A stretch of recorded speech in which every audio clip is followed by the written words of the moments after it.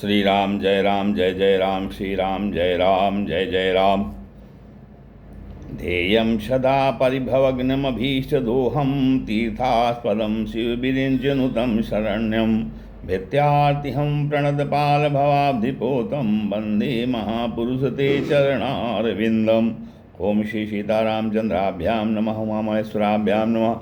ओम श्री एकादशी दक्षेश्वर धाम सरकार श्रीमते नमः। सत्संग क्रम में आज वलवल का उद्धार श्रीमद् भागवत महापुराण के दशम स्कंध की अथैकोनाशीतितमो अध्याय अर्थात 19वें अध्याय कथा है, जिसमें वलवल का उद्धार और बलराम जी की तीर्थ यात्रा का वर्णन है। श्री सुखदेव जी कहते हैं, तथा पर्वण्युपावृत्ति प्रचंडा पांशुवर्षण भीमो वायुरभूत राजन पूय गंधस्तुतुर सर्वसा। परीक्षित, पर्व का दिन आने पर बड़ा भयंकर अंधड़ चलने लगा, धूल की वर्षा होने लगी और चारों ओर से पीप की दुर्गंध आने लगी। इसके बाद यज्ञशाला में बलबल दानों ने मलमूत्र आदि अपवित्र वस्तुओं की वर्षा की। तदनंतर हाथ में त्रिशूल लिए वह स्वयं दिखाई पड़ा।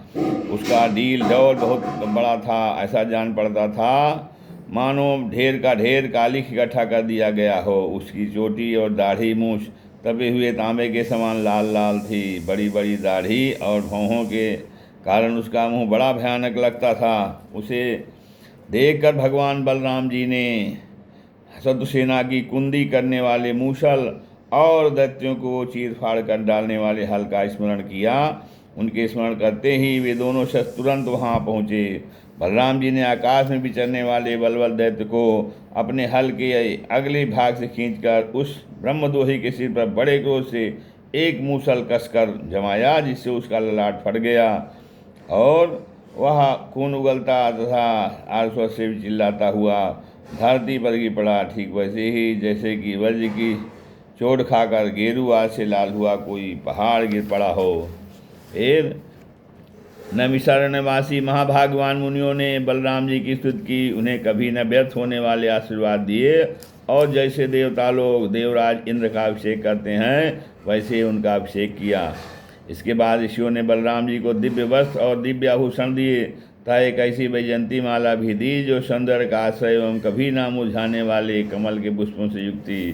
तदनंतर नैमिषारण्यवासी ऋषियों से विदा होकर उनके आज्ञानुसार बलराम जी ब्राह्मणों के साथ कौशिकी नदी के तट पर आए। वहाँ स्नान करके वे उस सरोवर पर गए जहाँ सरयू नदी किनारे हैं। वहाँ से सरयू किनारे चलने लगे। फिर उसे छोड़कर प्रयाग आए और वहाँ स्नान तथा देवता ऋषियों पितरों का तर्पण करके वहाँ से पुलहाश्रम गए।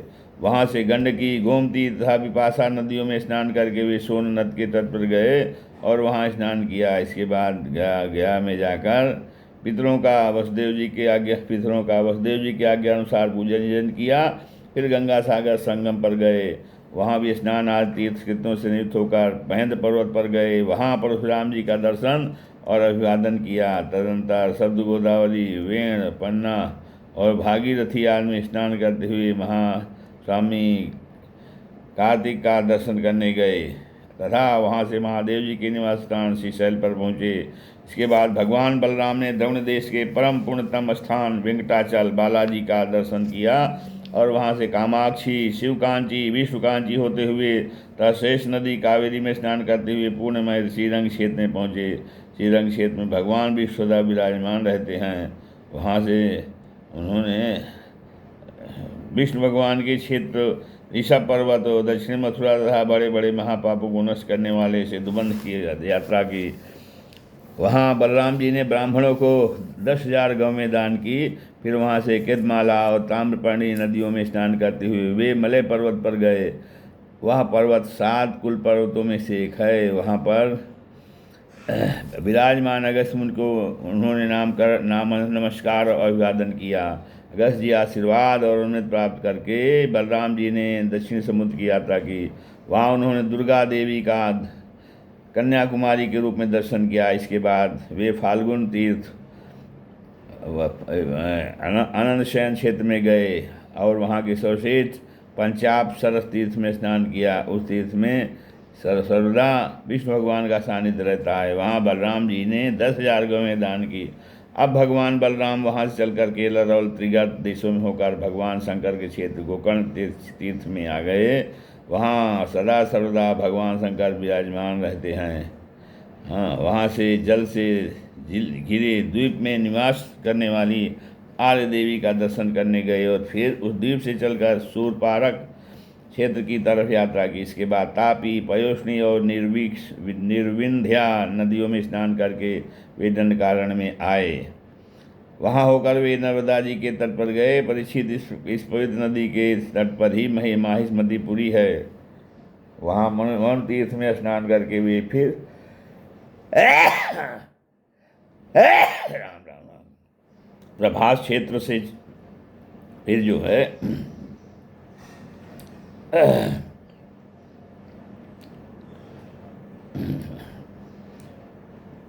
प्रभास क्षेत्र में चले आए। वहीं उन्होंने ब्राह्मणों सुना कौरव और पांडवों के युद्ध में अधिकांश क्षत्रियों का संहार हो गया है। उन्होंने ऐसा अनुभव किया कि पृथ्वी का बहुत सा भार उतर गया। जिस दिन रणभूमि में भीमसेन और दुर्योधन गदा युद्ध कर रहे थे, उसी दिन बलराम जी उन्हें रोकने के लिए कुछ क्षेत्र जा पहुँचे। महाराज युधिष्ठिर, नकुल, सहदेव, भगवान श्री कृष्ण, अर्जुन ने बलराम जी को देखकर प्रणाम किया तथा चुप हो रहे। वे डरते हुए मन ही मन सोचने लगे कि ये न जाने क्या कहने के लिए यहाँ पधारे हैं। उस समय भीमसेन और दुर्योधन दोनों ही हाथ में गदा लेकर एक दूसरे को जीतने के लिए क्रोध से भरकर भांत भांत के पैतरे बदल रहे थे। उन्हें देखकर बलराम जी ने कहा, राजा दुर्योधन और भीमसेन, तुम दोनों वीर हो, तुम दोनों में बल पुरुष भी समान है। मैं ऐसा समझता हूँ कि भीमसेन में बल अधिक है और दुर्योधन में गदा युद्ध में शिक्षा अधिक पाई है। इसलिए तुम लोगों जैसा समान बलशालियों में किसी एक की जय या पराजय नहीं होती दिखती। अतः तुम लोग व्यर्थ का युद्ध मत करो, अब इसे बंद कर दो।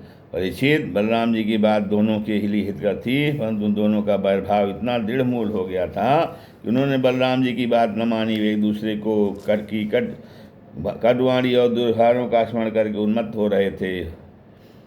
भगवान बलराम जी ने निश्चय किया कि इनका अपराध ऐसा ही है, इसलिए उसके संबंध में विशेष आग्रह करके वे द्वारका लौट गए। द्वारका में उसेन आदि गुरुजनों तथा अन्य संबंधियों ने बड़े प्रेम से आगे आकर उनका स्वागत किया। वहाँ से बलराम जी फिर नैमिषारण्य क्षेत्र में गए। वहाँ ऋषियों ने विरोधाभास से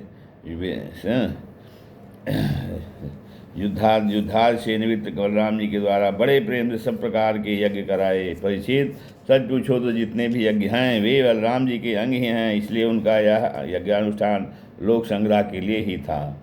सर्वसम्मत भगवान बलराम ने उन ऋषियों को विशुद्ध तत्व ज्ञान का उपदेश किया। इससे वे लोग इस संपूर्ण विश्व को अपने आप में और अपने आप को सारे विश्व में अनुभव करने लगे।